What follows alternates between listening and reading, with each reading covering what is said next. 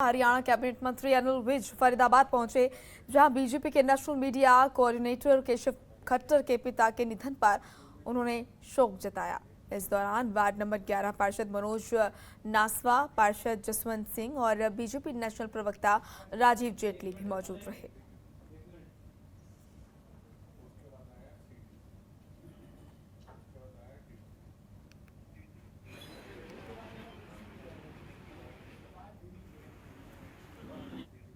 किसानों की रिहाई की मांग को लेकर कल से सिरसा के बरनाला रोड पर लघु सचिवालय के मुख्य गेट पर किसानों का धरना आज भी जारी है। आज किसान नेता बलदेव सिंह सिरसा आमरण अनशन पर बैठ गए हैं। बलदेव सिंह सिरसा का कहना है कि जब तक 5 किसानों की रिहाई नहीं होती, किसानों पर दर्ज हुए मुकदमे रद्द नहीं होते, तब तक वो आमरण अनशन पर बैठे रहेंगे। किसानों ने आज सड़क पर टेंट लगा लिए हैं और सड़क पर ही धरना शुरू कर दिया है। किसानों के धरने के चलते पुलिस ने सुरक्षा के पुख्ता इंतजाम किए हैं। किसान शांतिपूर्वक ढंग से धरने पर बैठे हैं।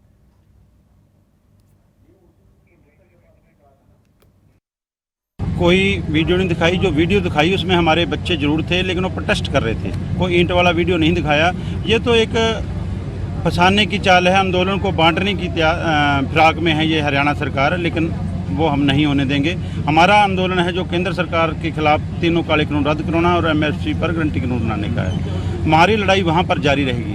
ये जो सरदार बलदेव सिंह जी सिरसा सीनियर आगू संयुक्त किसान मोर्चा के, इन्होंने कल ही जो हमारी कमेटी में संयुक्त किसान मोर्चा के मेंबर थे, जो लोकल कमेटी थी हमारे समूह किसान जथेबंदियों की, उसमें जो फैसला लिया था, उस फैसले पर आज हमारी तो ये बात है, जहाँ तो हमारे किसानों की रिहाई होगी, जहाँ हमारे बलदेव सिंह सिरसा जी की विदाई होगी। ये सरकार को देखना है उसने क्या करना है। तो हम उतनी देर तक ये प्रोटेस्ट जारी रहेगा।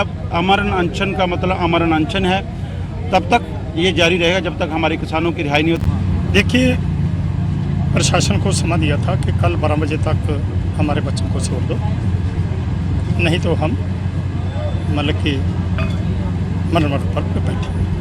12 बज गए, उनकी तरफ से कोई मैसेज नहीं, हमारे बच्चे नहीं छोड़े। इसलिए किए हुए वादे के मुताबिक हम ये चाहते हैं कि हमने ये संयुक्त मोर्चे ने शांतमय आंदोलन शुरू किया था, शांतमय रहा है, शांतमय चलेगा।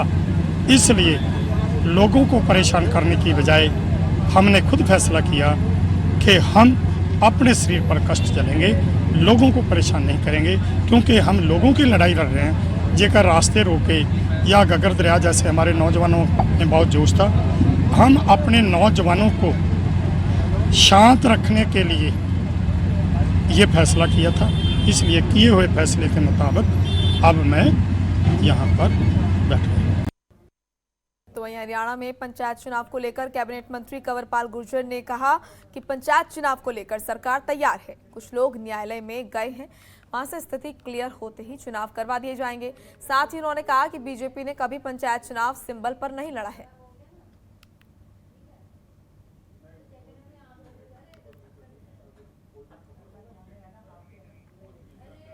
तैयारी है, सरकार की पूरी तैयारी है चुनाव कराने की, लेकिन कुछ विषय ऐसे हैं जिनके को लेके कुछ लोग कोर्ट में चले गए। तो कोर्ट से जैसे ही कोई आदेश का मतलब उसको क्लियर करती है कोर्ट, तो तुरंत चुनाव कराएंगे और सरकार की पूरी तैयारी है। पंचायत का चुनाव हमने पहले भी सिंबल पे लड़ते नहीं, तो कोई सिंबल जैसी बात अभी, वैसे तो खैर पार्टी ने फैसला करना है, मैं तो इसका अधिकारी भी नहीं हूँ मैं आपसे कहूँ, लेकिन मुझे लगता नहीं, क्योंकि पहले भी सिंबल पे लड़ते नहीं है पंचायत का चुनाव।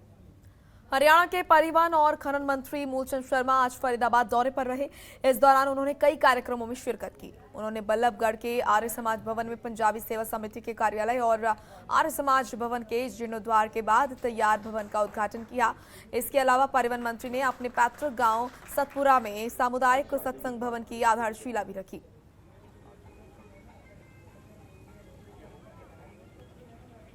सभी को कहूंगा कि ये मंदिर जो भव्य चीज बनाएंगे गांव के लिए काम आएगा। एक ये महला ये कहना बंद के पल्ला मोहल्ला, उल्ला मोहल्ला, फलाना मोहल्ला, सारा गांव एक है।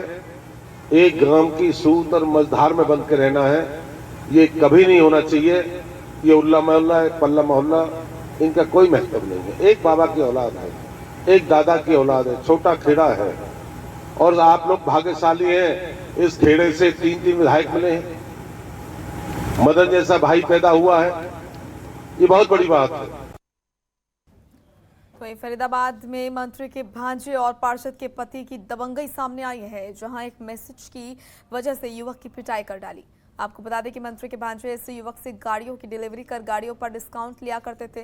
वहीं जब इस युवक ने किसी काम के लिए मंत्री के भांजे को फोन किया तो उन्होंने वो काम नहीं कराया, जिसके बाद इस युवक ने एक मैसेज टाइप कर भेज दिया कि वो आगे से किसी भी काम के लिए नहीं बोलेगा।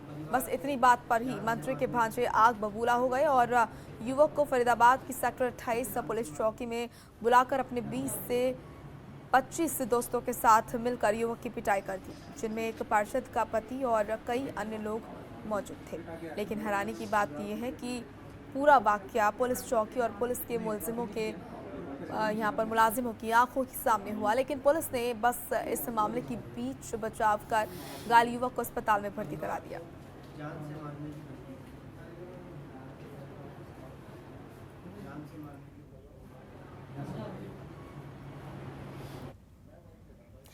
चंडी मंदिर थाना क्षेत्र के डंपिंग ग्राउंड के पास बंदर घाटी सड़क के पास जंगल में नाबालिग का शव मिलने से सनसनी फैल गई। मृतक नाबालिग की उम्र करीब 13 साल बताई जा रही है। शव को देख ऐसा लगता है कि नाबालिग की हत्या करने के बाद उसे जंगल में फेंका गया हो। वहीं मामले की सूचना मिलने पर पंचकूला के डीसीपी मोहित हांडा सहित पुलिस के अधिकारी और सीन ऑफ क्राइम की टीम मौके पर पहुंची और शव को कब्जे में लेकर पोस्टमार्टम के लिए भेज दिया है और मामले की जाँच शुरू कर दी है।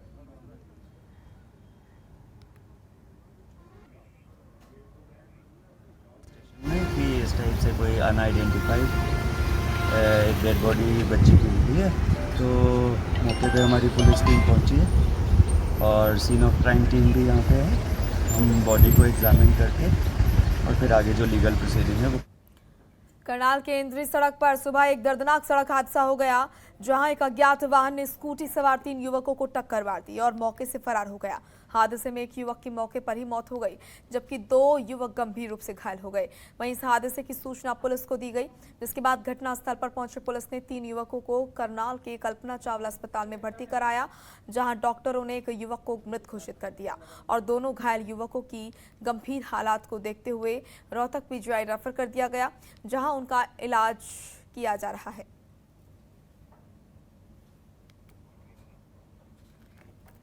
खंडवा से इंद्री रोड पे नए बस अड्डे से थोड़ा आगे सुबह करीब 5 बजे 3 नवयुवक लड़के थे, इनको कोई अननोन व्हीकल टक्कर मार गया है और अभी पता किया जा रहा है अभी व्हीकल कौन सा था। मौत कितनी की हुई है? एक की मौत हो चुकी है और 2 इंजर्ड हैं, जिनको पीजीआई रोहतक रखा। चलिए इस बुलेटिन में ताई आप देखते रहिए जनतंत्र टीवी। नमस्कार। खबरों के निष्पक्ष विश्लेषण के लिए सब्सक्राइब करें Jantantra TV and press the bell icon. Never miss any update.